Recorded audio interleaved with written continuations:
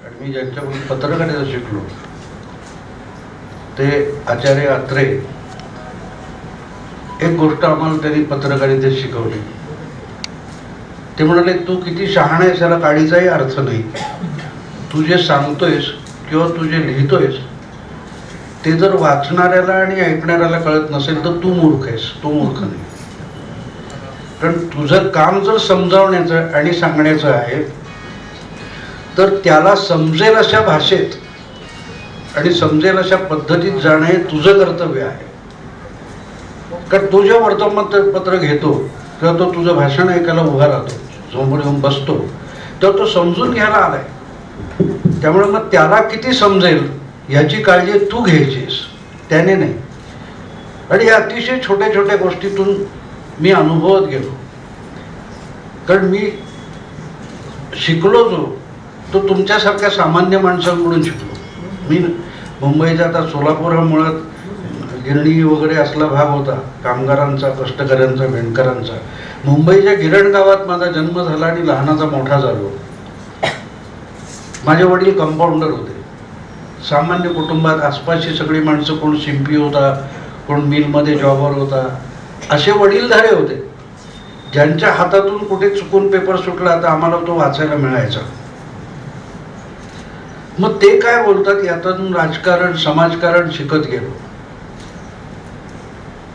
त्याचा एक फायदा असा होता की म्हणजे पुढे 25-30 नंतर विचारवंत वाचले, एकाहून एक मोठे विचारवंत लेखक हे नंतर वाचले. पण आधी मला विचार करायला ह्या लोकांनी शिकवलं जे औपचारिक शिक्षण न घेतलेले किंवा अशिक्षित म्हणू आपण किंवा अडाणी म्हणतो, त्यांच्याकडून मी विचार करायला शिकलो. त्याचा फायदा असा झाला की मी रेडीमेड विचार नाही घेतले. मी आजीचं लोणचं खाल्लेलं आहे असं सांगतो. मला जेव्हा विचारतात की तुम्ही कसा विचार करू शकता असा, तर मी सांगतो मी आजीचं लोणचं, आजीचे पापड खाल्लेले. मी बेडेकरांचे पापड नाही खाल्ले, बेडेकरांची लोणची नाही खाल्ली.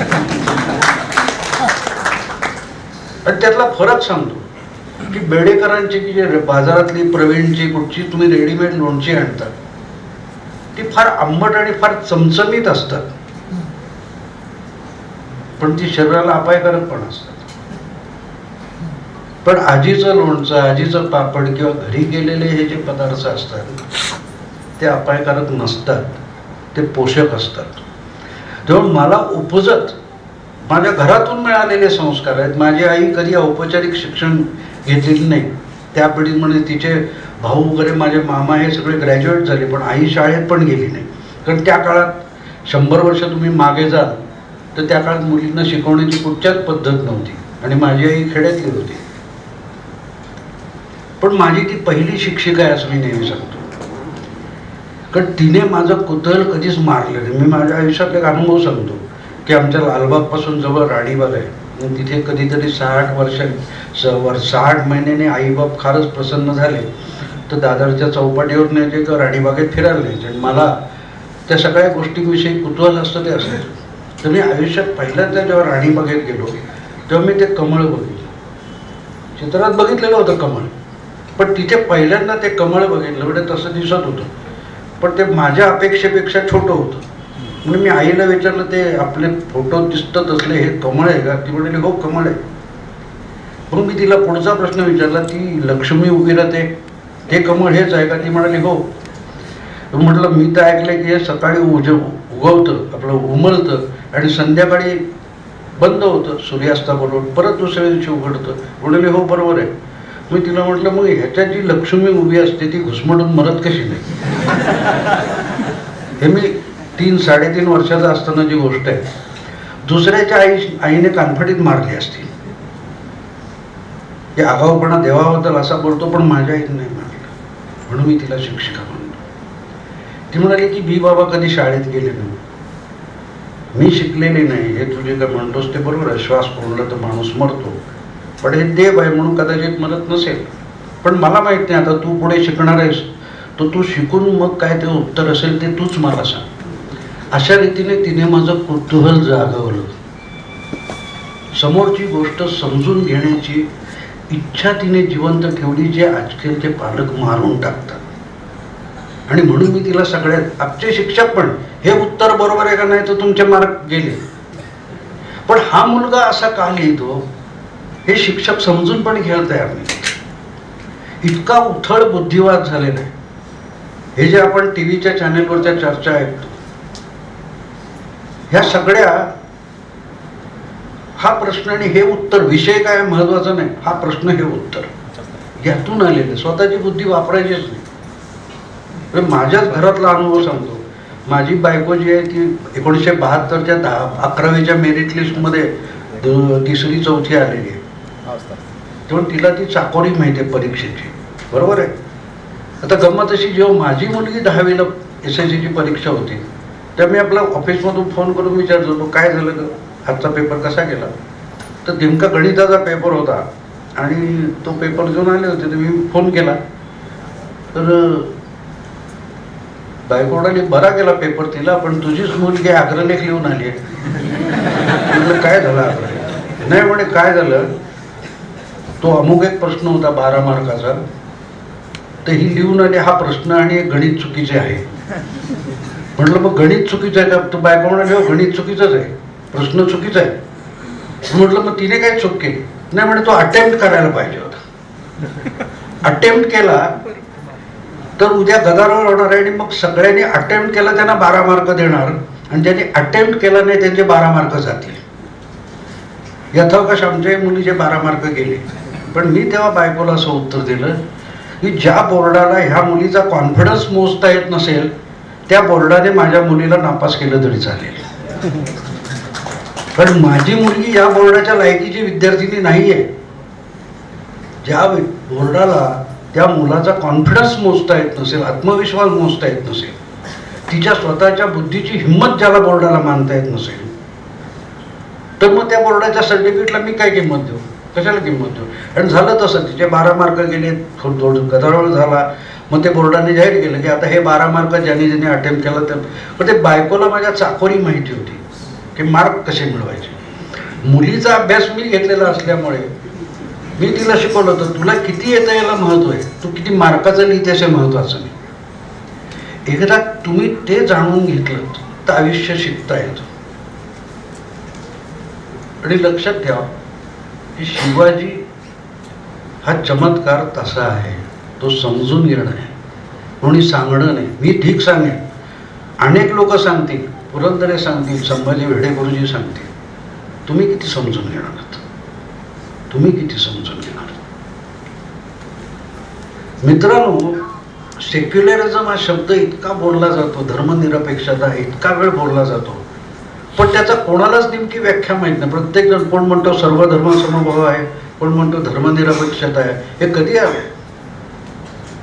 मी याचा शोध घेतो.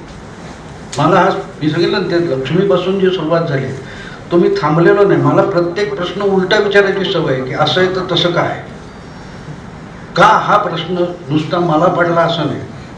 मी हा प्रश्न कोणाकडून शिकलो. पुढे पुढे माझ्या लक्षात आलं की हा प्रश्न मला पडलेला नाही, माझ्या आधी खूप लोकांना पडलेला आहे. आणि असा ज्यांना पडला त्यापैकी एकाचं नाव छत्रपती शिवाजी महाराज. आपण म्हणतो 13व्या 14व्या वर्षी महाराजांनी अमुक केलं, महाराजांनी तमुक केलं, पण का केलं? हा काय पहिला मराठा सरदार होता? नाही, पण प्रश्न पडलेला पहिला होता की का, आणि त्याला तो विचारावासा वाटला, त्या प्रश्नाचं उत्तर शोधावंसं वाटलं. काय पडला होता प्रश्न त्याला? की ही भूमी माझी आहे, हजारो पिढ्या माझ्या इथे झाल्या, आम्ही एक ठराविक दैवताची पूजा केली, आम्ही एक ठराविक पद्धतीच्या देवस्थानात गेलो, अशा प्रकारचं मंदिर असतं आमचं, तिथे जायचं की नाही, ते मंदिर असावे की नाही हे ठरवणारा दुसरा कोण का, हा प्रश्न जिथे पडला तिथून जिजाऊंचा मुलगा हा छत्रपती शिवाजी महाराज झाला. हा प्रश्न त्यालाही इतर मराठी सरदारांसारखा पडला नसता तर आपण कुणाची पूजा केली असे विचार करा. एका माणसाला प्रश्न पडला की का माझ्या अनेक पिढ्या अशा पूजन करत आल्या, असं भजन करत आल्या, अशी श्रद्धा बाळगत आल्या, तर ती चुकी ठरवणारा तू कोण, असा प्रश्न एका माणसाला पडला. त्याचं उत्तर जो शोधत गेला त्यातून मराठी सैनिक.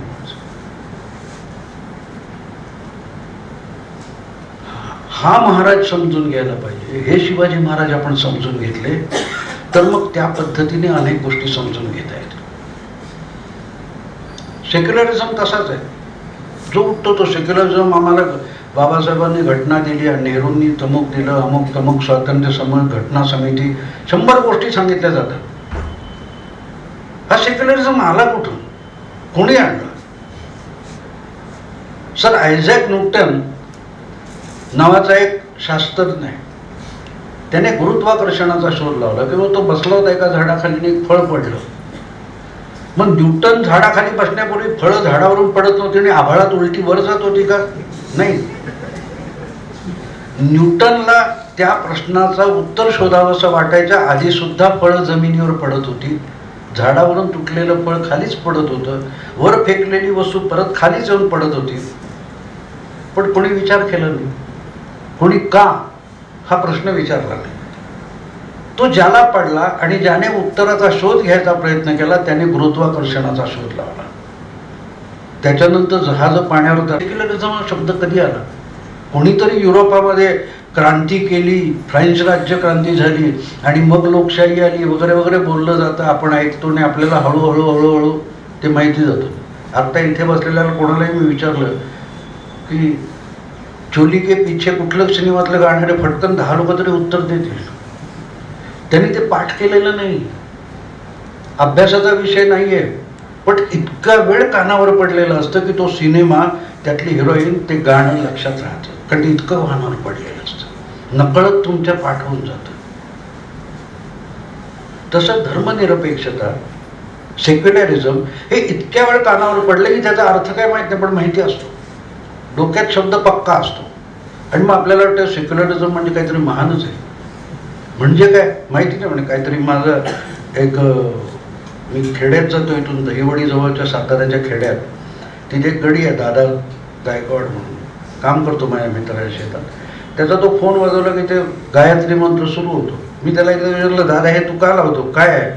नाही नाही देवाचं नाव आहे म्हणा. पण ते आहे काय माहीत नाही, पण परत देवाचं नाव पडतं कानावर, बरं आहे म्हणतो.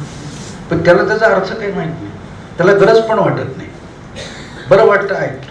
तसं सेक्युलरिझम, फुले शाहू आंबेडकरांचा महाराष्ट्र, हे शब्द इतके गुळगुळीत झालेले आहेत की सहजगत्या वापरले जातात. पुरोगामी महाराष्ट्रामध्ये असं होतं? अरे कधी झाला महाराष्ट्र पुरोगामी? कोणी ठरवला? पण उद्या तुम्ही असं म्हणाल भाऊ जोरसेकरांच्या राज्यात चाललेलं, भाऊ जोरसेकर कोण, मुख्यमंत्री की पंतप्रधान आहे, कोण आहे? पण बोलत राहा, सारखं बोलत राहा. 10 लोकांना वाटतं भाऊ जोरसेकर कोणतरी आहे. हे तुमचं मन कसं बनवलं जातं हे समजून घ्या. एक डिस्कवरी चॅनेलवर मी एक कार्यक्रम बघितला होता, खरा अप्रतिम होता. त्यांनी समाजातले 5 मान्यवर समोर बसवले होते. न्यायमूर्ती होते, एक सेनाधिकारी होते, एक पोलीस अधिकारी होते, ख्यातनाम वकील होते, एक शास्त्रज्ञ होते. असे 5 माणसं बसवली होती आणि त्यांना असं त्यांनी पडद्यावर 4 फोटो दाखवले. 4 पुरुषांचे फोटो होते आणि त्यांच्या हातात एकेकाच्या प्रत्येकाची चिठ्ठी दिलेली होती. यातलं कुठलं व्यक्तिमत्व तुम्हाला प्रभावित करतं त्याचा नंबर त्या कागदावर लिहायचा आणि द्यायचा. त्यांनी 4 पुरुषांचे फोटो होते, नंतर ते बदलले आणि 4 महिलांचे फोटो दाखवले आणि त्यांच्याकडून त्यातलं कुठलं फोटो, कुठलं व्यक्तिमत्व तुम्हाला प्रभावित करतं याचे नंबर लिहिले आणि ते नंबर लिहून गोळा केले. आणि मग त्या माणसाने त्यांना विचारलं की 5ही जणांना की मी तुम्हाला एक प्रश्न विचारतो, या 4ही फोटो जे महिलांचे आणि पुरुषांचे दाखवले त्यातून तुम्ही ज्याची निवड केली ती खरोखरच तुम्ही तुमच्या मताने निवड केली आहे की मला पाहिजे तशी निवड केलीत? आता ते गमत असे की बुद्धिमंत असतो तो कधीच चुकत नाही, तो एकच चूक करतो की तो कधीच चुकत नाही आणि त्यामुळे सुधारण्याचा विषयच येत नाही. आपण अडाणी लोक असते ते भाव चुकलो लगेच मान्य करतो, पण बुद्धिमान नाही करणार. बुद्धिमंतांची मोठी समस्या असते की त्यांना चूक करता येत नाही आणि त्यामुळे ती सुधारता पण येत नाही आणि तीच चूक करत ते परत राहतात आणि वाचाळबोधपणे बघतात की काहीतरी नवीन होईल का. परवा काश्मीरचा विषय तुम्ही बघितलं की परत एकदा बोलणी करा म्हणतात. मग गेली 50 वर्ष काय करतोय, मारामारी करतोय? आम्ही बोलायला तर समोरचा बोलत नाही ना, तर तो बुद्धिमंत असतो, तो परत तीच चूक करतो. तसे ते मी एका कार्यक्रमात होतो त्याच्यात मी बोललो, कुठलं बोलणं म्हणजे काय करायचं पाकिस्तानशी, म्हटलं पृथ्वीराज चव्हाण माजी मुख्यमंत्री, म्हटलं PM मंत्री होते, ते बसले तिथे पॅनेलवर. त्यांनी सांगावं 70 वर्षात भारत कधी पाकिस्तानशी बोलायला तयार नव्हता. बोलायला समोरचा तयार नाही आणि तुम्ही सांगता मला बोलायला लावा. आणि आपण ही चर्चा रोज ऐकतो. तर तसे ते 4 विद्वान समोर बसलेले होते. निखिल वागळे, राजदीप सरदेसाई, नाव आठवा. जगातलं सगळं काय असेल ते ज्ञान कोळून अर्क काढून काढा, बाळकडू म्हणून पाजल्यासारखे बुद्धिमान. तर ते चिडलेलं काय आम्ही काय सामान्य आहोत का, आम्ही बुद्धिमान आहोत, आम्ही काय ऑर्डिनरी माणसं आहोत का, अमुक तमुक. तर तो जो प्रयोग करणारा होता तो त्यांना म्हणाला, इतकी छाती टोकपणे सांगतो. आणि तितकंच छाती टोकपणे मी सांगतो की तुम्ही मला पाहिजे तोच माणूस निवडले, मला पाहिजे ती स्त्री निवडली. ते चिडतात, आर्ग्युमेंट होतात त्यांचे. फक्त म्हणतो आता तुम्हाला गंमत दाखवतो. आणि मग तो त्याच्यात दाखवतो की ते 4 जे फोटो असतात ते प्रॅक्टिकली 2 माणसांचे फोटो असतात. त्या ज्या 4 स्त्रिया असतात त्या खरोखरच 2 स्त्रिया असतात. त्यात एकच स्त्री वेगवेगळ्या प्रकारे फोटोशॉप करून 3 वेगवेगळ्या स्त्रिया म्हणून दाखवलेली असते. एक पुरुष वेगवेगळ्या फोटोशॉप करून 3 पुरुष म्हणून दाखवलेले असतात.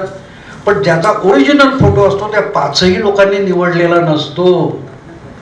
त्या 3 पैकी ते निवडतात, त्या 3 पैकी एक निवडतात, पण जो ओरिजिनल असतो तो निवडत नाही. त्या 3 पैकी कुठला तरी निवडला म्हणजे तोच निवडला. बरोबर आहे. आता गंमत बघा की तुम्ही टीव्हीवर ज्या चर्चा बघता त्याच्यात ज्येष्ठ पत्रकार म्हणून निळू दामले असतात, पाकिस्तान विषयक जाणकार म्हणून जतीन देसाई असतात, सामाजिक कार्यकर्त्या म्हणून मेधा पाटकर असतात, हे 3 राष्ट्रसेवा दलवाले. आणि मग एक कोणतरी बीजेपीचा का संघाचा प्रवक्ता असतो. बरोबर आहे. पण 3 लोक तुमच्या डोक्यावर एक गोष्ट मारतात आणि एक मारतो तेव्हा तो वीक होतो. कसं प्रेझेंट केलेलं असं बघितलं. आणि मग ते मोठं ते सारखं सेक्युलरिझम बोलतात. अरे पण तुम्ही सेक्युलरिझम सांगायच्या आधी सेक्युलरिझम नव्हता का? फळ पडलं आणि न्यूटनने सांगितलं म्हणून गुरुत्वाकर्षण नव्हतं. गुरुत्वाकर्षण आधीपासून होतं. न्यूटनने ते आत्ता सांगितलं. त्याने त्याचा शोध घेतला आणि त्याने सांगितलं फळ असं खाली पडतं याचं कारण त्याला पृथ्वीच्या आतली जी गुरुत्वाकर्षण शक्ती ती असते की पाश्चात्यांचं खरकट गोळा करून इथे पक्वान्न म्हणून वाढायचं. हे फार मोठे चितळे काय हो. आमच्या न्यूयॉर्कमध्ये जो अमुक आहे ना तो चितळेचा बाप आहे. तो ठाकरवडी देतो, हा भाकरवडी देतो. तिला आपलं आम्ही ठाकरवडी खायला. खरंच मी तुम्हाला हसलं, तुम्ही संताप येतो. मी 11 महिने अमेरिकेत राहिलो. न्यूयॉर्क 19 दिवस पायी तुडवलंय मुंबईसारखं कळावं म्हणून. रोज अख्खा पायी चालायचो, रिकामा होतो. आपल्याला मुंबईसारखं न्यूयॉर्क कळलं आहे. तुम्हाला सांगतो त्या मॅकडोनल्ड, स्टारबक्स, काय ते बर्गर किंग अशी जी हॉटेलं इकडे झालीत ना हरामखोर, ती तिथेही होती. मी एकदाही तिथलं काही खाल्लं नाही. मी त्याचा टॉयलेट म्हणून वापर केला. पण जानेवारी महिना होता आणि तिथली थंडी म्हणजे आपल्याकडच्या तिथला उन्हाळा म्हणजे आपल्याकडची थंडीचा दिवस असतो. ते इतकी आणि तिथे कुठे जायला टॉयलेट नव्हता. तर माझा प्रॉब्लेम झाला ते करायचं काय, ते फिरताना जायचं कुठे. तर मी आमचा जावई होता भाचीचा नवरा, त्याला म्हटलं अतुल हो हा प्रॉब्लेम आहे माझा. तेवढं काय नाही, तुम्ही मॅकडोनल्ड स्टारबक्समध्ये जा, तिथे लाईन लागलेली असते ऑर्डर द्यायला, तिथे 2 मिनिटं उभं राहायचं, मग तिथे टॉयलेट असं हात जाऊन यायचं काय करायचं. मी त्याचाच वापर केला. त्यामुळे इथे हरामखोर जे त्या मॅकडोनल्डमध्ये जातात ना माझ्या डोक्याची तिडीक जाते. पण आपल्याकडे एक पद्धत आहे, तिकडून आलं ना ते खरकट म्हणजे इथलं पक्वान नव्हतं. तो सेक्युलरिझम कुठून आला तर तिथलं खरकट आहे आणि ते बुद्धिमान लोक पक्वान म्हणून वाढतात. आमच्याकडे धर्मनिरपेक्षता पहिल्यापासून आहे.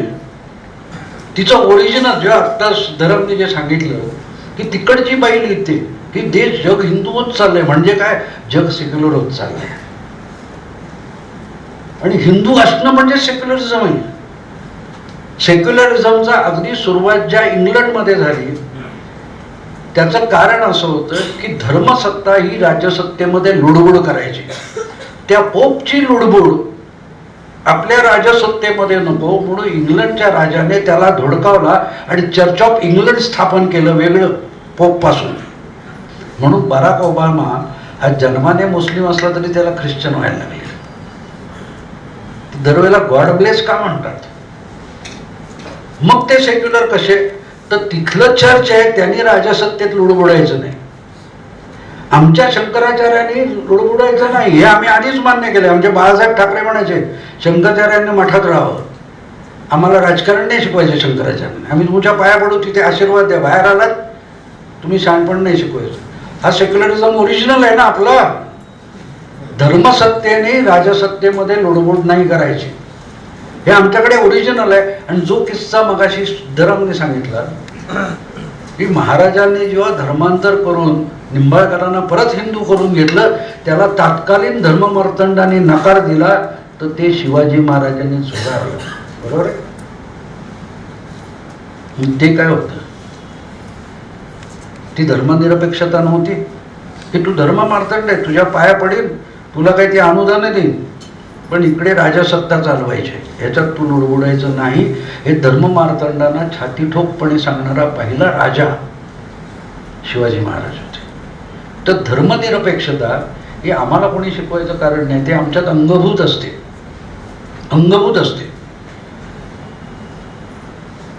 शेषराव मोऱ्यांचं पुस्तक आहे, मुसलठी येतो कोकणी, पण त्याने लिहिलेली जी हिंदूंची व्याख्या आहे धर्मनिरपेक्षते, तितकी अप्रतिम व्याख्या दुसरी कोणी नाही सांगितली. ती अशी की म्हणाला हिंदूंनी आपल्या क्षेत्राबाहेर जाऊन धर्मप्रसार केला नाही तर तो त्यांची चूक असेल, आमची नाही. आम्ही धर्मप्रसारासाठी चाललोय. यापेक्षा धर्मनिरपेक्षता काय पाहिजे. आम्ही तलवार हातात घेऊन धर्म नाही पसरवला, किंबहुना आम्ही धर्माचा प्रसार पण नाही केला. आमच्याकडे धर्म ही जीवनाची व्यक्तिगत बाब आहे, व्यक्तिगत बाब आहे. त्याच्यावरून शिया सुन्नी सारख्या मारामाऱ्या आमच्यात होणार नाहीत. तू वैष्णव आहेस ठीक आहे, मी शैव आहे, आम्ही एकमेकांना सन्मानाने वागवतो. तुझा देव मी नाकारत नाही, माझा देव तू नाकारत नाही. हिंदू म्हणून आपण म्हणतो ते एक फेडरेशन आहे, त्यांच्या वेगवेगळ्या. तुम्ही एका गावात गेलात, एका जिल्ह्यात गेलात तर तिथल्या तुमच्या जीवनशैली बघा, दुसरीकडच्या बंगालच्या वेगळ्या असतात, आपल्या वेगळ्या असतात, दक्षिणेत वेगळ्या असतात, पण आपण एकमेकांना धरून जगतो. त्याच्यातले समान धागे शोधतो, त्यातले विरोध शोधत नाही. ही जी निरपेक्षता आहे, ही निरपेक्षता आपल्यात उपजत येते, आपल्यात उपजत येते. पण ती बिघडते कुठे लक्षात घ्या की हे कन्व्हर्ट झालेलं आहे, एक धर्मांतरित. तो तुमच्या कोणती एन्काउंटर मध्ये इशरत जहां, मला वाटते केरडी होता, तो केरडी कन्व्हर्ट झालेला होता. आणि तो कन्व्हर्ट झाला तर त्याच्यात विखार आला बघा, त्याच्यात विखार आला, तो घातपाती झाला, तो तैवामध्ये गेला. पण त्याचा बाप तर हिंदू आहे, तो लहानपणापासून हिंदू संस्कार घेतला. मग हा फरक कुठे पडला की जे आपल्या धर्मात नाही ते दुसऱ्या धर्माने त्याला द्वेष शिकवला. मग आम्ही का नाही, तर आमच्यात शक्यच नाही. आम्ही जन्मजात उपजत आम्ही सेक्युलर आहोत. आम्ही दुसऱ्याच्या धर्मश्रद्धांचा सन्मान करतो. आणि जोपर्यंत तुम्ही तुमच्या या श्रद्धा जपून आहात, म्हणून तो इक्बाल सारखा कवी पण म्हणाला ना, ते सारे जहां से अच्छा, त्या गाण्यात तो मुस्लिम कवी आहे, तो म्हणतो की चीन, अरब, अमुक तमुक, अरब सगळे संस्कार, ग्रीक रोमन संस्कृती बुडाल्या, हस्ती मिटती नाही हमारी, आमची संस्कृती संपत नाही. तर का संपली नाही? हजारो आक्रमण सुचली आहेत, आम्ही आक्रमण केली नाहीत, पण या खंडप्राय देशावर हजारो आक्रमणं झालीत, शेकडो आक्रमणं झालीत, धार्मिक झालीत, राजकीय झालीत, सामाजिक झालीत. मग आम्ही का टिकून राहिलो? ती आपली सगळ्यात मोठी ताकद आहे. आपण ती लक्षात घेतली पाहिजे. आपली ताकद कशात? की आम्ही सेक्युलर आहोत हीच ताकद आहे, आम्ही सेक्युलर नाही कोणाला म्हणता. हिंदू ते म्हणाले या देशात सोन्याचा धूर निघायचं म्हणतात. इतकी श्रीमंती होती, गरिबी नव्हती या देशामध्ये. तो जो सोन्याचा धूर निघत होता, ती जी इथे संपत्ती निर्माण होत होती, ती संपत्ती राखण्यासाठी जर सुरक्षा व्यवस्था असती तर आज हे दारिद्र्य आलं नसतं. ती संपत्ती कोणी लुटून घेऊन जात राहिला आणि आमच्याकडे सुरक्षा व्यवस्था नव्हती. तेव्हा जर त्यातली काही रक्कम आम्ही सुरक्षा व्यवस्थेवर खर्च केली असती तर आम्हाला कोणी लुटू शकला नसता. हे अब्दुल कलामांनी दिलेलं उत्तर आहे. कारण तो बॅलन्स माणूस होता, सत्य बघू शकत होता. सूर्य उगवून उपयोग नसतो मित्रांनो, आपल्याला डोळे उघडावे लागतात. तुम्ही डोळे उघडणार नसाल तर सूर्य उगवून काही उपयोग नसतो. सूर्य उगवून काही उपयोग नसतो. आणि मग परत मी पाकिस्तानच्या एका सेनापतीकडे येतो, तो ब्रिगेडियर मलिक म्हणून. त्याने ह्या सगळ्या आधुनिक जिहाद जो अफगाणिस्तानमधला आहे त्याची व्याख्या त्यांनी मांडली. त्याचं पुस्तक आहे कुरानिक कन्सेप्ट ऑफ वॉर. जिहादची कल्पना ही कुराणातून कशी आली आणि आजच्या काळाशी ती कशी संदर्भाने जोडलेली आहे हे समजावताना तो सांगतो की ही लढाई शस्त्राची नाही, ही शस्त्राने जिंकायची लढाई नाही, ही भूमी जिंकण्यासाठी नाही आहे. ही लढाई संपत्ती मिळवण्यासाठी किंवा काहीतरी आपल्याला लाभ मिळवायचा, सरदारकी मिळवायची, अधिकार मिळवायचे याच्यासाठी नाही आहे. ही लढाई धर्माची आहे आणि ती धर्माची लढाई श्रद्धेच्या बळावर होते. आणि श्रद्धा तुम्ही कशा लढणार? तर तो म्हणतो की तुम्ही समोरच्याची जी धर्मश्रद्धा आहे ती पोखरून काढा, ती ढासळून टाका आणि त्याच वेळेला तुमची श्रद्धा भक्कम केली पाहिजे. तुमची श्रद्धा स्ट्रॉंग केली पाहिजे की त्या तुमच्या जबरदस्त ताकदवान श्रद्धेपुढे त्याची श्रद्धा जी आहे ती फुंकर मारल्यासारखी संपली पाहिजे. आणि मग तुमच्या लक्षात येईल की तुमची सगळी श्रद्धा जी आहे ती या भूमीशी, या हिंदू भूमीशी निगडीत आहे. त्यामुळे मग आजकाल तुम्हाला दिसेल की राष्ट्रवादाचे टिंगल चालते. त्याला म्हटलं असं म्हणतोस तू, फारच छान म्हटलं. मग दिल्ली का नको देऊया, आपण मुंबई पण देऊन टाकू ना. तो म्हणा असं कसं होईल? म्हटलं ही समस्या श्रीनगर किंवा काश्मीर पुरती नाही आहे. ही समस्या 1400 वर्षापूर्वी मदिनेपासून सुरू झाली. तू जे बोलतोयस ना म्हटलं हे मदिनेपासून सुरू झालंय. हे ऐकून तो गडबडला. एका टीव्ही चर्चेमध्ये असाच गंमत होती. इम्तियाज जलील नावाचे औरंगाबादचे OICचे आमदार आहेत ते होते आणि ABP माझ्यावर चर्चा होते. मी खूप मला आग्रह केला. मी साताऱ्याच्या गावातून फोनवर बोलत होतो, फोनो देत होतो. तर ते नेहमीप्रमाणे त्याने चराट लावलं की असं नाही, इस्लाम संयम आणि सहिष्णू धर्म आहे वगैरे वगैरे. आमच्या पुराणात कुठे निरपराध माणसाची हत्या पुराणाला मंजूर नाही वगैरे वगैरे. तुम्ही नेहमी ऐकता ना, तेच चराट होतं. मी त्याला म्हटलं जलील भाई ये मक्का वाला कुरान बंद करो, मदीना वाला कुरान जरा बताओ. तो गडबडला, म्हणाला भाऊ साहब क्या बात कर रहे, कुरान तो एक ही आहे. म्हटलं आहे कुराण एकच आहे पण ते 2 भागातलं आहे. त्याच्या काही आयता या मक्केतल्या आहेत आणि काही आयता या मदिनेतल्या आहेत. तू सांगतोयस ती मक्केतली आयत आहे पण तशीच मदिनेतली आणि नंतर आलेली आयत आहे ती काय सांगते सांग.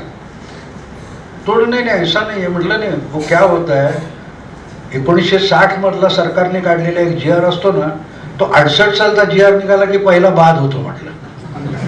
त्यामुळे आज लागू होते ती नंतरची मदिनेची आयत. म्हटलं तुम बता रहे या मैं बताऊ? नाही नाही उसको कोई जरूरत नाही, तो गडबडला. आणि आमचे अँकर होते प्रसन्न जोशी, त्यांनी मला नंतर फोन केला. म्हणाला भाऊ असं तुम्ही काय बोललात की तू गडबडला? त्याला म्हटलं तुम्हाला जे विषय माहिती नाही त्याच्यावरची चर्चा ठेवू नका.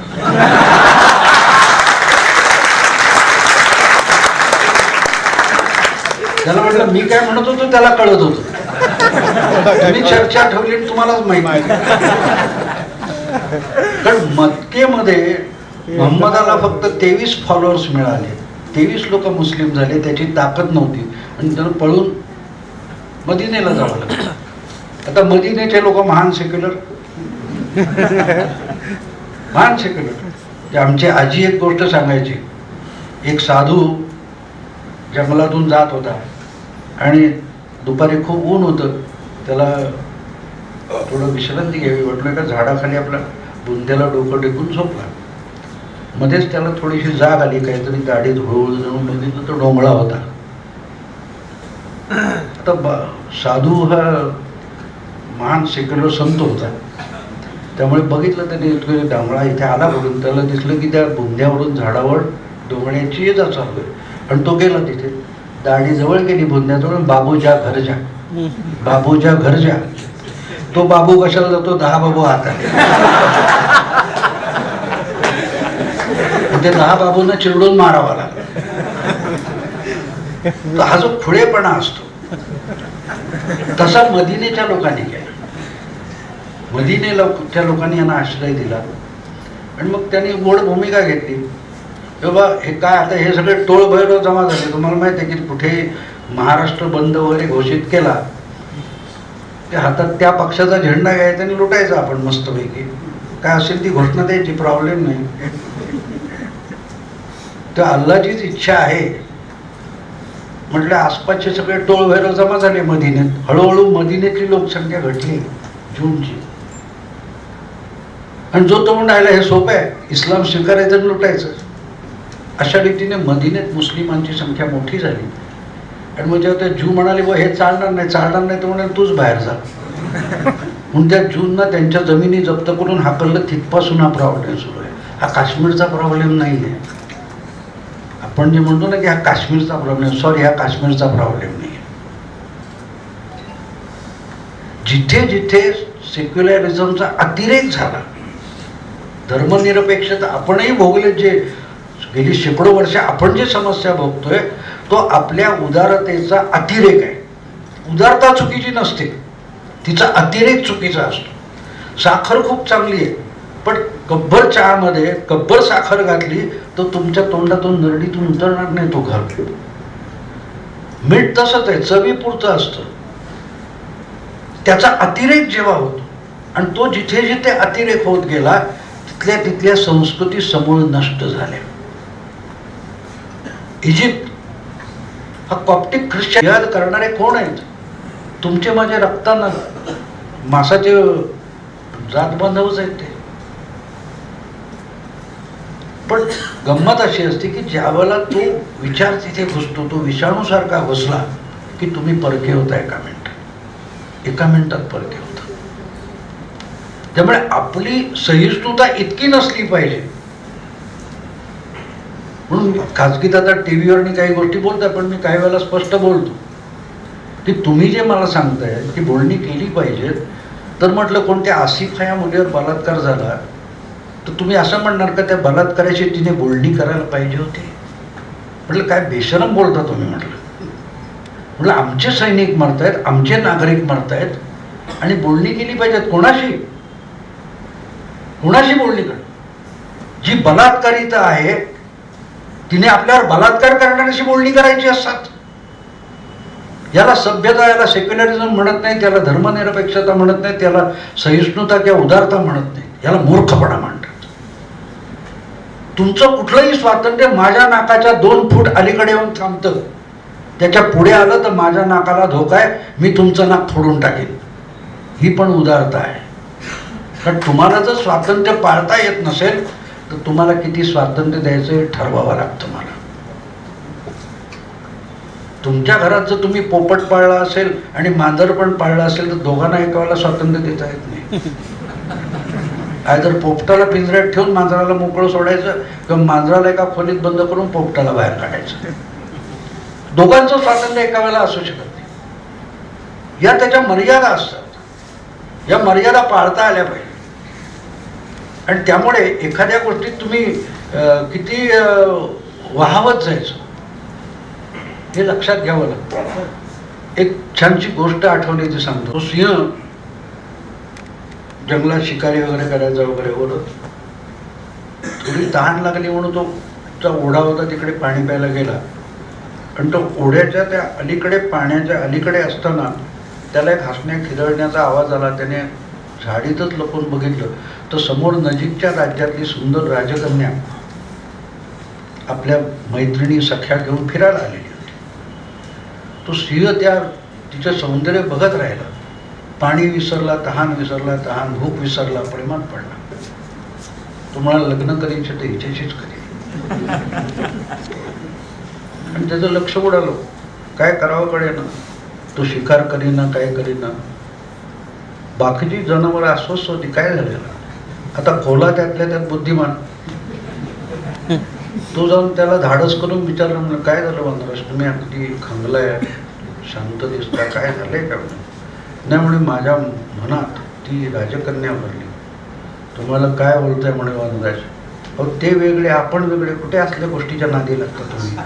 हा, माणूस लय डेंजर आहे, त्याच्या नादाला लागू नये आपण. पण त्याच्यात ही राजाची म्हणजे माणसाच्या राजाची कन्या सोडून द्या, हे आपले धंदे नाही. आपण आपली जंगलात जंगलात झाट पण तू छानपणे शिकवू नका. आता त्याच्यात राजदीप सगळं हे शिकवलं.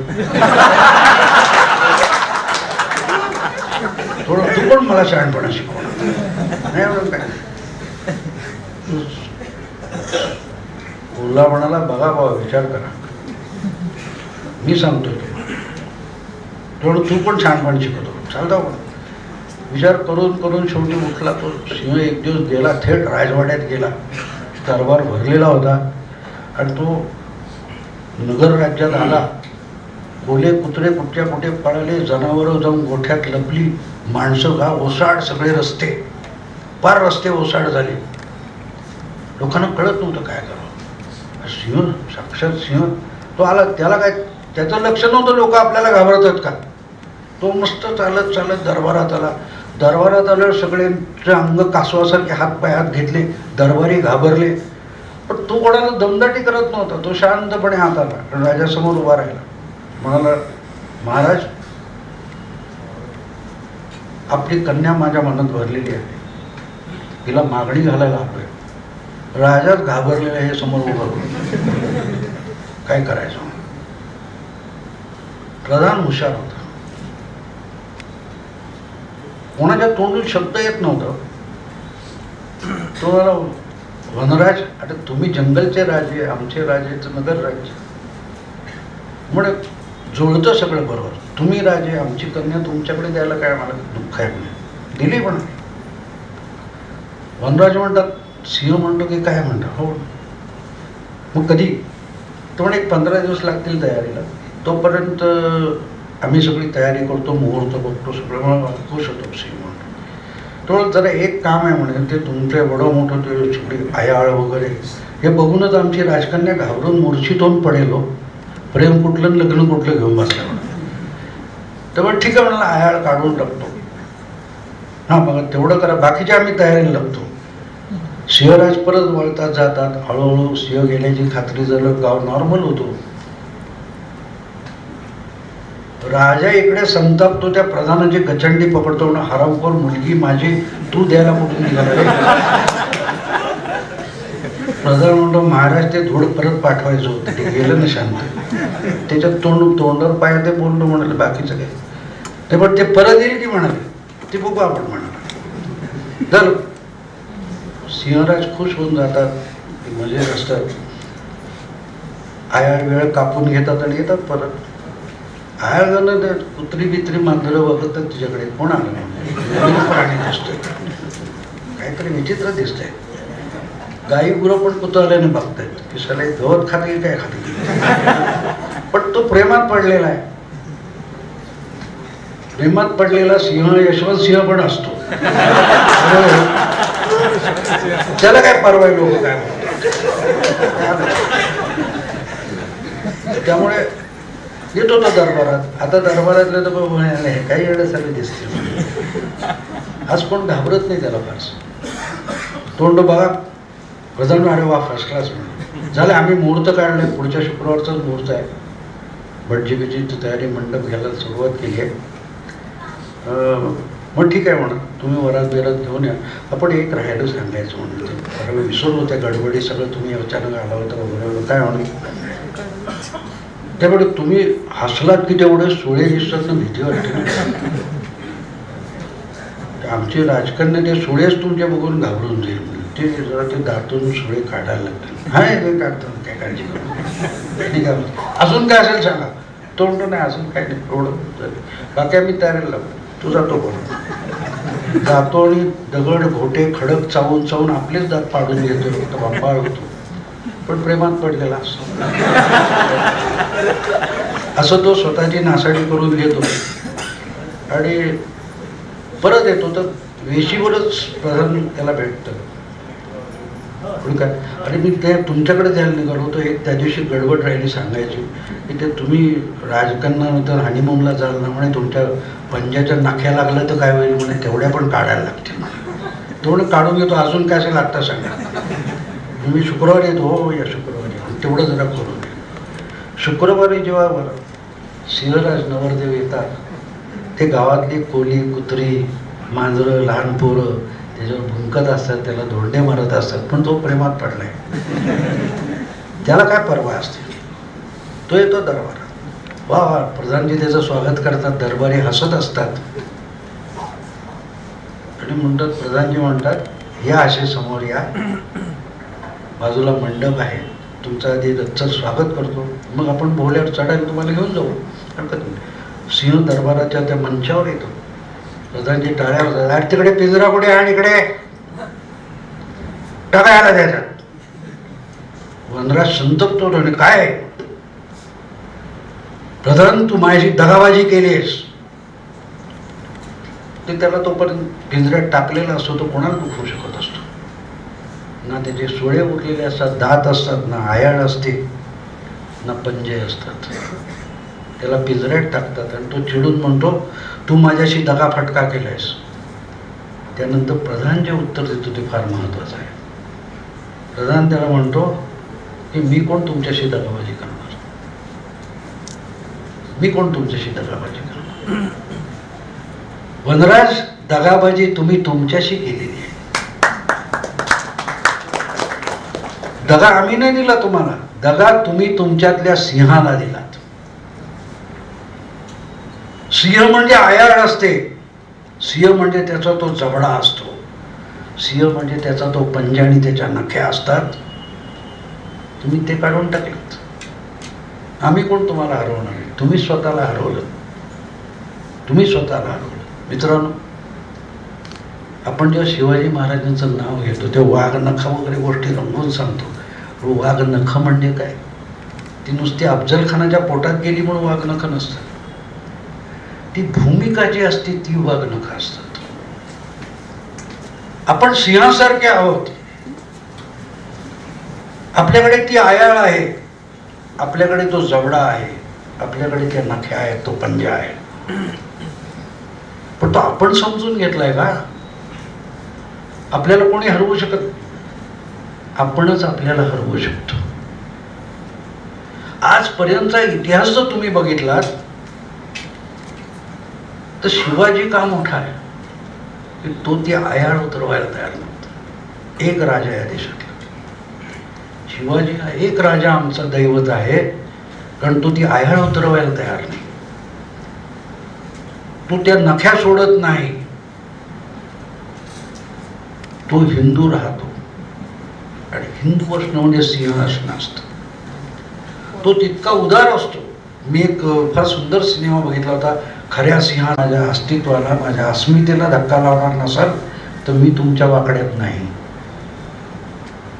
पण माझ्या अस्मितेला धक्का लागत असेल, माझ्या श्रद्धेला धक्का लागत असेल तर मग तो तुमच्यापेक्षा मी भयंकर रौद्ररूप धारण करेन. ती धर्मनिरपेक्ष आहे की मी तुमच्या धर्माच्या विरुद्ध नाही, पण माझ्या धर्माच्या विरुद्ध तुम्ही असाल तर मग तुम्ही कुठल्या धर्माचे आहे त्याची मला कदर नाही, परवा नाही. ही धर्मनिरपेक्षता आहे की मी जो धर्म मानतो तो माझा आहे आणि त्याला धक्का लागता कामा नाही.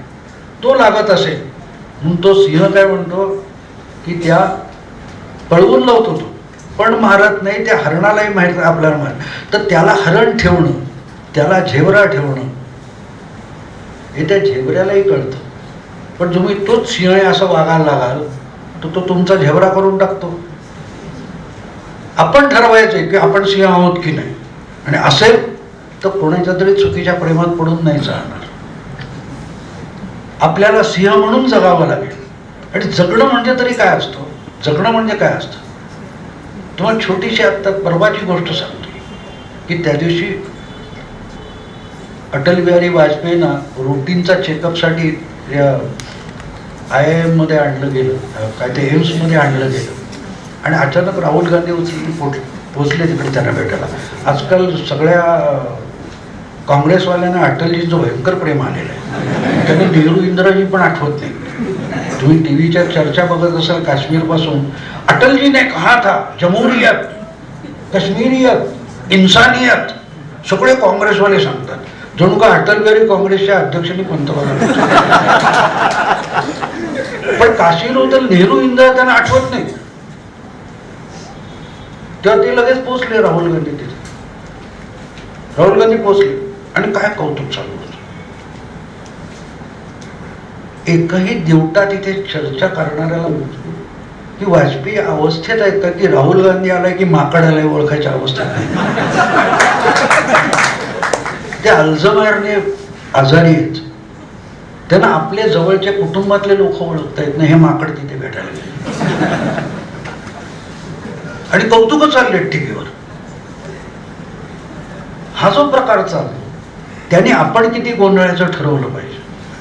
आता हा विषय मी का सांगितला सांगतो की काश्मीर विषयक वाजपेयींची भूमिका मला अजिबात मान्य नाही, अजिबात मान्य नाही. पण ह्या लोकांना ती हवी आहे का? तेव्हा तुम्हाला नेहरू का आठवत नाहीत? तेव्हा तुम्हाला इंदिराजी का आठवत नाही? ह्याच काँग्रेसजनांना, ह्याच पुरोगाम्यांना. तर नेहरूंच्या काळामध्ये आझादी हा शब्द बोलला की तुरुंगाच्या आत. हा उमर अब्दुल्ला आहे, त्याचा आजोबा आयुष्यातली 16 वर्ष तुरुंगात सडत पडला होता. कशासाठी? आझादी पाहिजे होती. ते नेहरू, ती नेहरूंची काश्मीर नीती होती. ती का कोणाला आठवत नाही? इंदिराजींच्या काळामध्ये हे कोणी असले बोलले तर तुरुंगात जात होते. ती काश्मीर नीती नको. सोयीचा वाजपेयी पाहिजे, सोयीचा नेहरू पाहिजे. ही जी लबाडी चालते आपल्याला ओळखता आली पाहिजे. म्हणून मी तुम्हाला मगाशी ते 3-4 फोटो जे सांगितले त्याचं कारण ते की तुमच्यासमोर पेश कसं केलं जातं. तुम्ही जाता टीव्ही, काय ते टीव्हीची एक जाहिरात, म्हटलं पुणेरी पगडी बरोबर आहे, पण ही महात्मा फुलेंची पगडी, महात्मा फुलेंचं पागोट होतं हे सुद्धा ज्यांना माहित नाही ते भुजबळांना पगडी देतात. फुलेंची पगडी, नशीब पगडी दिली नाही. कारण शब्दच बदलून गेले. कशा शब्दाला काय अर्थ लागतो कोणाला माहिती आहे? शब्दांचे अर्थ तरी राहिलेत का? पगडी दिली. त्या कार्यक्रमात ते अंकुश काकडे म्हणून त्यांचे प्रवक्ते होते, तेही गडबडले टीव्हीच्या कार्यक्रमात. म्हटलं मी पहिल्यांदा ऐकतो की फुले पण पगडी वापरायचे. पण माझ्या अकलेप्रमाणे म्हटलं फुले वापरायचे त्याला पागोट म्हणतात. आणि म्हटलं सिम्बॉल, प्रतिकात्मकता असावी, मी नाकारत नाही. फुल्यांनी पागोट कुठे वापरलं हे पवार विसरले. पागोट घातलं आणि पागोट प्रतीक म्हणून फुल्यांनी घातलेलं आहे. जेव्हा गव्हर्नरच्या घरी समारंभाला बोलवलं तेव्हा सगळे श्रीमंत मान्यवर येणार होते, तेव्हा फुले काय घालून गेले? ते पागोट घालून गेले होते. खांद्यावर घोंगडी होती, कमरेला लंगोटी होती. का? तर या देशातल्या रयतेची अवस्था काय आहे हे प्रतिकात्मक दाखवायला फुल्यांनी तो वेश वापरला. तो समारंभात सत्कार म्हणूनही वापरला. हे पागोट जेव्हा भुजबळांना देत आहेत, त्या पवारांनी कधी इंटरनॅशनल क्रिकेटच्या परिषदेमध्ये डोक्याला पागोट, कमरेला लंगोटी घालून गेले का? की बाबा एवढे श्रीमंत क्रिकेट आम्हाला नाही परवडणार, आमचा शेतकरी उपाशी आहे, तिथे फुले असतो. तो फुले तुम्ही सांगणार का? नाही. आम्ही फक्त प्रतीक वापरतो आणि प्रतीकातून भ्रम निर्माण करतो. दाखवायला अमिताभ असतो, खपवायचा माल दुसराच असतो. अमिताभला बघायसाठी जाहिरात टिकते, नाही तर पुढचा रटाट पण ऐकणार. आणि म्हणून मी त्या कार्यक्रमात सांगितलं की पगडी की पागोट महत्वाचं नाही, त्याच्या खाली असं ते डोकं महत्वाचं असतं. ते कुठे आहे? ते कुठे आहे? तर आपलं डोकं आपल्या ठिकाणी. मग तिथे पानसरे पण येतात. पानसरेंचं कौतुक, आम्ही सगळे पानसरे हातात झेंडे बावटे घेऊन उभे राहतात. पानसरे काय म्हणाले काय माहिती, कोणाला माहिती. वाचले कोणी पानसरे नाही, पानसरे पण वाचलेले नसतो, तो समजून घेतलेला नसतो. पानसरेने फार सुंदर एक पुस्तकात त्यांच्या अनेक विचार करण्यासारख्या गोष्टी. ते म्हणतात समाज परिवर्तनासाठी आपल्या डोक्याखाली आपलंच धड असलं पाहिजे आणि आपल्या धडावर आपलं डोकं असलं पाहिजे. इथे पगड्या बरोबर आहेत, डोकी कुठे आहेत, डोकी कुठे आहेत.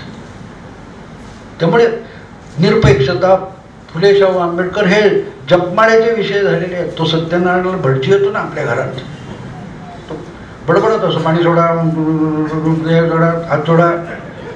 त्याला थांब जरा, आत्ता तू काय वाचत होता, त्याला शोधायला. पण त्याचं तोंडपाठ असतो, तो बडबडत जात असतो आणि ती पानं पलटत असतो, खाली नेमकं काय माहीत नसतं. तसं हे फुले शाहू आंबेडकर बोलतात आणि त्यांना सांगायचं थांब, आत्ता तू बोललास ते परत बोल, बोंबलं, ते पुढे गेली ना. सगळी धर्मनिरपेक्षता अशी झाली आणि आपल्याला आठवत नाही आधी कोण काय बोलतो, त्यालाही माहीत नसतं, आपल्याला ऐकून माहीत नसतं. आपण पेपर वाचतो, तुम्ही बारकाईने बघा की आपण नजर फिरवतो.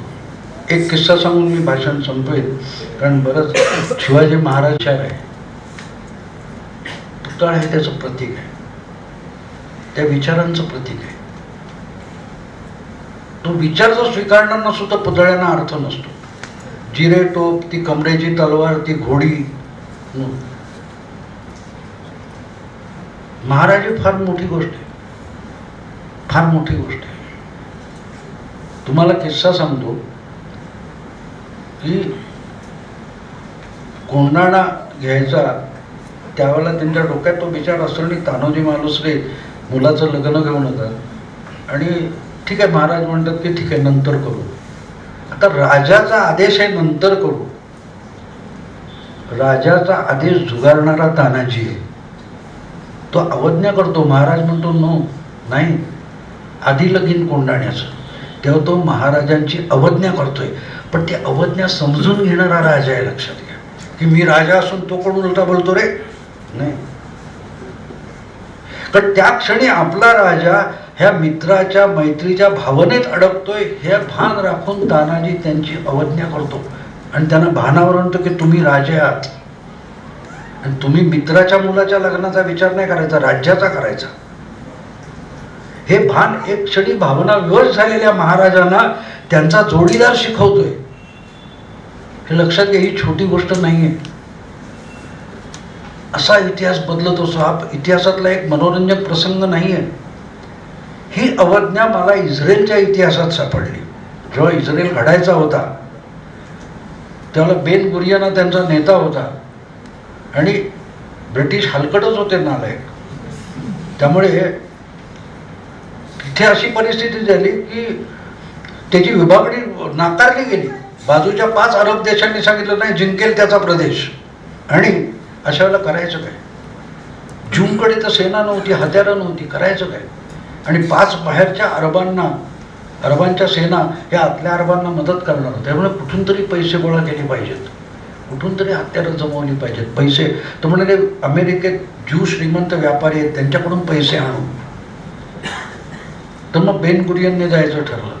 तर एक स्त्री त्या कार्यकारिणीत होती, ती म्हणाली नाही चालणार, म्हणे बेन गुरियनने इथून हलायचं नाही. बेन गुरियनने तो म्हणे पैसे कोण आणणार, म्हणजे कोणी आणेल दुसरा. पण इथून जर बेन गुरियन हल्ला तर आपली संघटना मोडेल, कारण तो नेता आहे आणि तो इथेच राहायला पाहिजे. तर ते चिडून खुद्द बेन गुरियनला पण राग आला.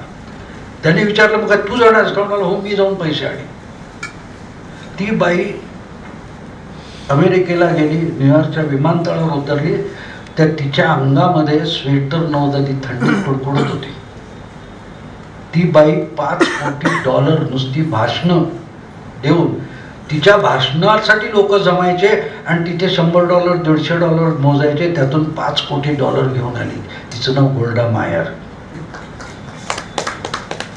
ती गोल्डा मायर बेन गुरियनला शिकवते आणि तानाजी म्हणतो आधी लगीन कोंडाण्याचं हे इतिहास कसा घडतो बघा. त्यातून इस्रायल उभा राहिला.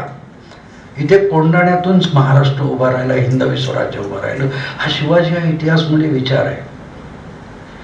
तो जर आपण ज्वलंत ठेवला, तो आपल्याला शिकवतो की तू सिंह राहा, तू सिंह राहा, तू चुकीच्या प्रेमात पडू नको. आणि जर तू सिंह राहिलास तर तू सेक्युलर आहेस. You must enforce secularism. कायदा हा लादायची गोष्ट असते मित्रांनो. Law must be enforce. कायदा तुमच्या दाढीला हात लावून चुचकारून तुम्हाला सांगत नाही, पटवत नाही, चॉकलेट देत नाही. कायदा ही लादायची गोष्ट असते, लादायची गोष्ट असते. त्यामुळे तुम्हाला सेक्युलरिझम लादावा लागेल. आपण सेक्युलर आहोत, पण आपण सेक्युलर नसू. म्हणजे आपण तो सेक्युलरिझमची आयाळ उतरवून ठेवली तर मग धर्मांधता वाढेल. आजची धर्मांधता वाढली आहे ती आपण आपली आयाळ काढून ठेवल्यामुळे झाली. आपण आपले जबडा दात सुळे काढून ठेवलेले आहेत, आपण आपल्या नख्या पंजे काढून ठेवलेत, म्हणून धर्मांधता वाढली. म्हणून गांधी सुद्धा काय म्हणतात, गांधी काय म्हणतात, दुबळ्याची अहिंसा अहिंसा नसते, हिंसा करण्याची ताकद असताना जो हिंसा करत नाही ती अहिंसा असते. आपण स्वतःला शेपूट घालून बसणार आणि म्हणणार मी गांधीवादी आहे. तो गांधीवाद पण खोटा असतो. त्यामुळे हे सगळे देखावे निर्माण केले जातात. तुम्ही तुमच्या उपजत प्रवृत्ती आठवा, तुमच्यातला शिवाजी जागवा. तिकडे पाठ वरून पळालो तर आपण शिवाजी मानत नसतो. शिवाजी हस्तक्षेप करायला शिकवतो. तो फक्त एका कुठच्या राजे पाटलाचे हात तोडले या गोष्टीसाठी नसतो, तो हस्तक्षेप करायला सांगतो. तो शिवाजी अंगी बाणवणं ही शिवभक्ती असते. आणि ती असेल तर धर्मनिरपेक्षता आपल्या पुजत आहे. पण ती धर्मनिरपेक्षता ही अतिरेकी असू नये, तिचा अतिवापर होऊ नये, त्याचा अति औदार्य होऊ नये. एवढं केलं तर आपण अल्टिमेटली शिवाजी जागो. शेवटची गोष्ट तुम्हाला सांगायची विसरलो होती. परत बोगीमध्ये उज्ज्वल निकम होते, ज्याने मुंबई बॉम्ब ब्लास्टची केस लढवली. तेही माझे मित्र आहे. योगायोगाने दुसऱ्या बाजूने आरोपींची केस लढवणारे पण वकील माझे मित्र होते, ज्यांनी आरोपींची केस लढवली होती. आणि नंतर त्यांनी ती अर्धवट सोडली 2006च्या बॉम्ब ब्लास्ट नंतर. तर त्यांनी मला, मी काही लेख वाचून ते इतके हैराण झाले, म्हणाले भाऊ हे तुमच्या डोक्यात येतं कुठं. म्हणून ते ज्या आरोपीशी प्रत्यक्ष बोलले होते, तो किस्सा तुम्हाला सांगतो, नाव आणि तपशील नाही सांगणार कारण ते केसचा भाग आहे. त्यांना एक त्या वकिलांना कुतूहल होतं की भुरटे लोक, चौघे आरोपी असे होते की ते ताजमहल हॉटेल आहे तिथे त्या कॅफेटेरियामध्ये जाऊन ते बसायचे 5 दिवस. तर त्या वकिलाला डोकं चालत नव्हते, हे आरोपी तिथे जाऊन बसून काय करत होते. हे तर भुरटे, त्याला उडपी हॉटेल परवडणार नसे, ते ताजमहल हॉटेलमध्ये काय करत होते. तर तो जवळीक झाल्यामुळे ते विश्वासात आरोपी बोलायचे. ते म्हणाले आम्ही तिथे बसत होतो का, म्हणाला गेटवेचा शिवाजीचा पुतळा उडवायचा होता का, म्हणे आम्ही तिथे बसून बघत होतो. पण आम्हाला लक्षात आलं की ते साधी टॅक्सी किंवा स्कूटर पण पोलीस थांबवू देत नाही, म्हणून आम्ही ठरवलं की शिवाजी पार्कचा पुतळा उडवायचा. तर तिथेही ते बडे महापौराचा बंगला असल्यामुळे कुठची गाडी थांबवू देत नाही, त्यामुळे तिथेही नाही. मग आम्ही ठरवलं की प्लाझा सिनेमावर शिवाजी मंदिर नाट्यगृह आहे, तिथे एक गेटवर पुतळा आहे, तिथे बॉम्ब लावायचा. म्हणून आम्ही गेलो होतो. आणि असं ते कसं चुकलं वगैरे वगैरे सगळं होतं. पण त्या वकिलाला कुतूहल होतं की तुम्ही पुतळा उडवून काय काम, तुम्ही माणसं मारायचा दहशतवाद आहे, पुतळा कशाला उडवणार. त्या आरोपीने दिलेलं उत्तर फार महत्वाचं आहे. तुम्हाला एक आदमी था न तो 800 साल पहले हिंदुस्तान इस्लामिस्तान हो जाता, तो शिवाजी आहे. पुतळ्याची सुद्धा भीती वाटते, लक्षात घ्या.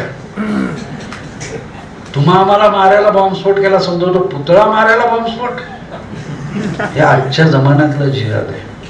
आजच्या जमान्यात मी तुम्हाला तपशील सांगितलं नाही कारण तो वकिली भाग असतो की आशील आणि वकील याच्यातला संवाद असतो, तो फार तपशिलात सांगता येते. पण त्यांनी मला बोलवून समजवलं आहे की तुम्ही हे सगळं जिहादवर लिहित आहे. वाचून मी हैराण झालो कारण मी प्रत्यक्ष त्यांच्या तोंडून ऐकलेलं आहे, तुम्ही कसं काय लिहिता. म्हणून त्यांनी मला अगत्याने हा विचार सांगितला. पण सांगायचा मुद्दा असा की तो पुतळ्यातला शिवाजी पण घाबरवतो. पुतळ्यातला शिवाजी घाबरतो, पण ती भीती हिंदूंची नाही तर हिंदूतल्या सेक्युलर आणि सहनशीलतेची आणि औदार्याची आहे. पण तो औदार्य हा सिंह असतो, त्याची आयाळ उतरवू नका, त्याच्या पंजाच्या नख्या काढू नका, एवढीच विनंती. जय हिंद, जय महाराष्ट्र.